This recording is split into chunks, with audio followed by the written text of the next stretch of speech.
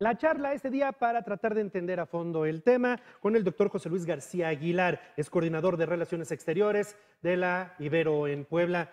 Doctor, ¿cómo está? ¿Cómo estás? Bienvenido. Qué gusto verte. Buenos días. ¿Qué pasó? Es decir, venimos de meses de una pugna donde por momentos, Ujú, vaya, las propias crónicas nos hablan de que los personajes se paraban de la mesa de negociación ujú, y dejaban ahí detenido el tema porque no se llegaba a un acuerdo. Y ujú, vemos cómo en los últimos 4 días, tun, tun, tun, tun, tun, y de repente ya, o sea, tenemos un entendimiento y hay que ujú, anunciarlo y una conversación telefónica en algo poco común, es algo que no se ujú, ve del presidente de los Estados Unidos en la oficina oval, vía ujú. telefónica, hablando, Muy manoteando, informal poniendo, el o sea, asunto, ¿verdad? ¿qué pasó? Pues muy del estilo de Trump, en primer lugar. Mira, yo creo que hay muchas cosas que convergen en esta situación. A mí me parece que sobre todo son cuestiones de carácter político, particularmente en los Estados Unidos.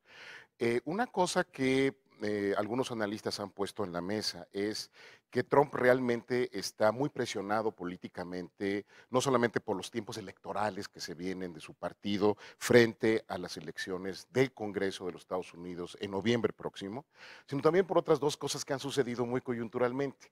La primera cuestión es cómo legalmente él ha estado perdiendo terreno frente a las investigaciones, tanto que tienen que ver con el manejo de sus recursos en su campaña, por un lado, por el otro lado, la investigación sobre Rusia, la intromisión rusa en las elecciones de Estados Unidos. Eso es por, digamos, el lado, digamos, del escándalo Ujú, legal, en fin, ¿no? ujú. Pero por el otro lado está la muerte de John McCain. John McCain específicamente dejó establecido que no quería que Trump estuviera en su sepelio. Ujú. Y el presidente Trump no ha sido, digamos, muy elegante, por poner simplemente una palabra descriptiva con eso, al responder frente a eso, ¿no? Entonces, a mí me parece que eh, Trump está muy presionado realmente y tenía que mostrarle a su electorado algo, ¿no? Y lo primero que tiene ahí es precisamente cómo llegar a un entendimiento, porque así se ha dicho, es un understanding, como se dice en inglés, preliminar también, eso hay que decirlo, ¿verdad? No está ya el Tratado de Libre Comercio, ni que va a sustituir al Tratado de Libre Comercio de América del Norte, que incluye Canadá, eso es muy importante. Ese acuerdo, el NAFTA, está vigente todavía. Sigue vigente todavía, ¿no? Y tampoco tenemos un tratado, mucho menos un tratado, no es un acuerdo ya, porque no se ha firmado nada entre México y los Estados Unidos de libre comercio.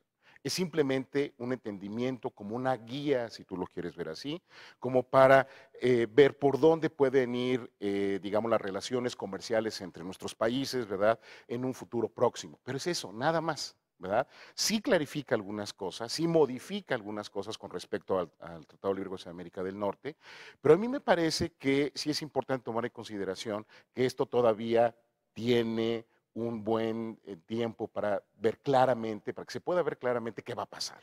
Doctor, nos dice, Trump tiene prisa porque tiene problemas de popularidad, Ujú, tiene problemas políticos internos en Estados Unidos, ujú, viene un proceso electoral. ujú, Aquí en México no actuamos también con mucha prisa. El presidente de la República que quiere irse siendo él ajá, el que firme. firme una Ujú, semana antes de que termine su mandato, siendo él ujú, el ujú. que firme, no nos vimos muy fáciles. Yo soy de esa opinión. De hecho, en algunas otras oportunidades he expresado la idea de que a mí me parecía que realmente con el resultado de las elecciones, las negociaciones entre México, Canadá y Estados Unidos se deberían de haber suspendido, porque debió corresponder a la nueva autoridad ejecutiva de México negociar este nuevo acuerdo. Pero pues no fue así. Entonces yo creo que sí hay una premura por presentar un legado, ¿verdad? Ese sería como el legado del comercio internacional de México que deja el presidente Peña Nieto. Pero no es tan fácil tampoco porque, aunque él lo firme, tendrá que pasar a el Congreso mexicano. Y el Congreso mexicano, como bien se sabe, pues está dominado por Morena. Morena, ¿no? Entonces eso deja un margen también para que, por si alguna cosa pasa, porque el gran problema con esto es que el presidente Trump es completamente difícil de prever, ¿no?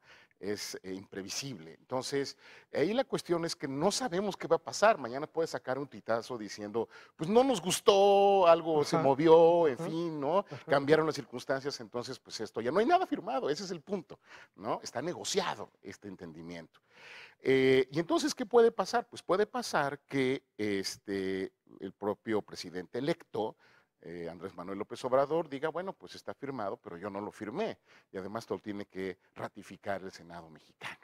Entonces, bueno, pues todavía falta un tiempecito. También lo tiene que ratificar el Senado norteamericano, por cierto, ¿eh? Sí, claro. Y eso puede cambiar también porque de los dos lados, tanto del Partido Demócrata como del Partido Republicano, hay gente que no le ha gustado ni cómo se ha llevado la negociación y tampoco le gusta la cuestión específicamente hablando de un tratado de libre comercio. Eso desde hace muchos años, prácticamente desde finales de los 80, principios de los 90 del siglo pasado, que se empezó a negociar lo que hoy es el TELCAN, ¿no? El Tratado de Libre Comercio de América del Norte. Y está la otra variable, Canadá. ¿Por qué no haber esperado a Canadá?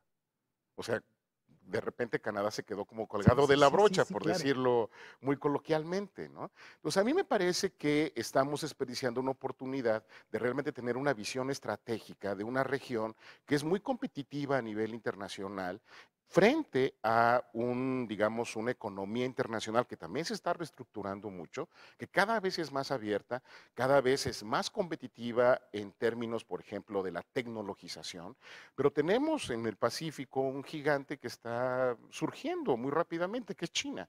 Entonces, pues bueno, esa es otra variable Con el también. que, por cierto, Estados Unidos tiene un pleito en este momento, ¿no? Exactamente, esa es otra variable que Sí, también presiona mucho a Trump a presentar algo a su sí, sí, sí, electorado. sí, Vean sí. cómo nosotros sí nos estamos enfrentando a los chinos y esto es algo que estamos, digamos, negociando, al menos con los mexicanos, para enfrentar a los chinos también.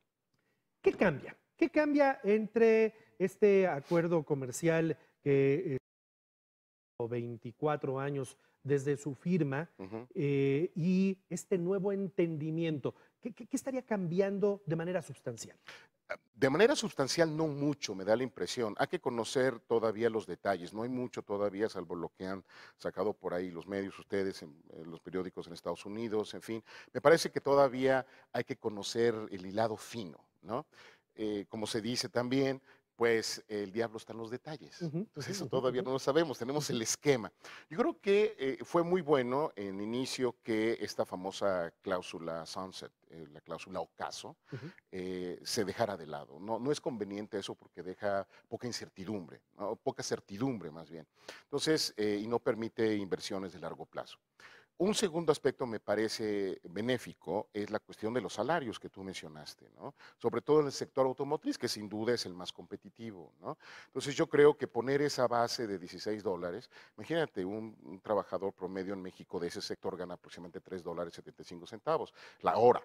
Entonces yo creo que sí es un buen momento, aunque va a poner cierta presión también en Ujú. México para subir Sí, salarios. claro. Entonces eso puede tener otras consecuencias, pero en principio yo lo veo bastante bien.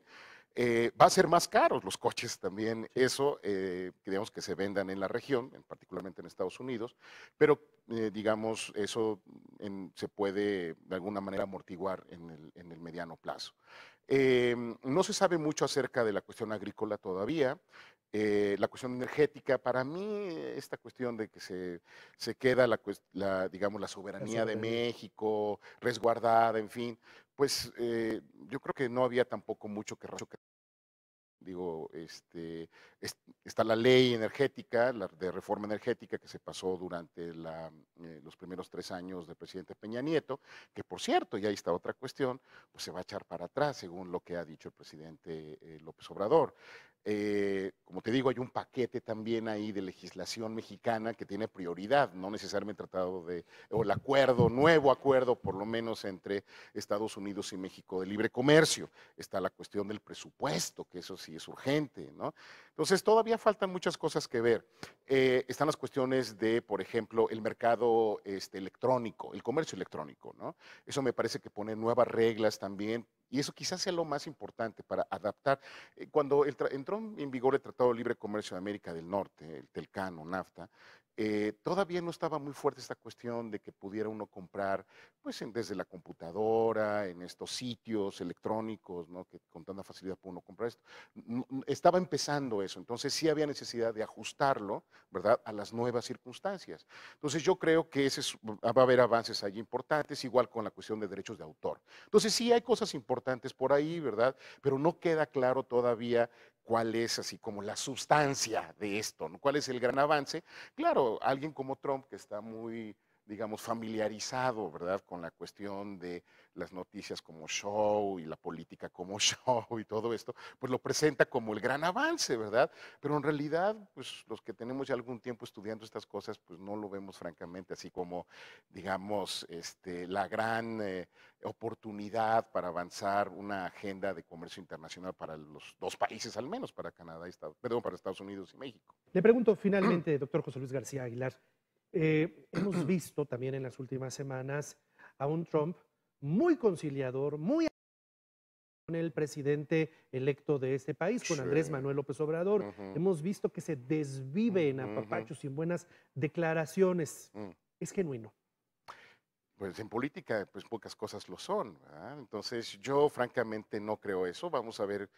Mira, es en cierto sentido como cuando alguna vez me han preguntado esta relación que en este momento hay entre el electorado mexicano y el presidente electo, Ujú. ¿no? Bueno, pues por la forma en cómo ganó, pues realmente tiene mucha legitimidad, pero no sabemos cuánto vaya a durar esa luna de miel, Ujú. ¿verdad? Al final de cuentas, pues es una luna de miel y hay que disfrutarla, pero puede durar poco.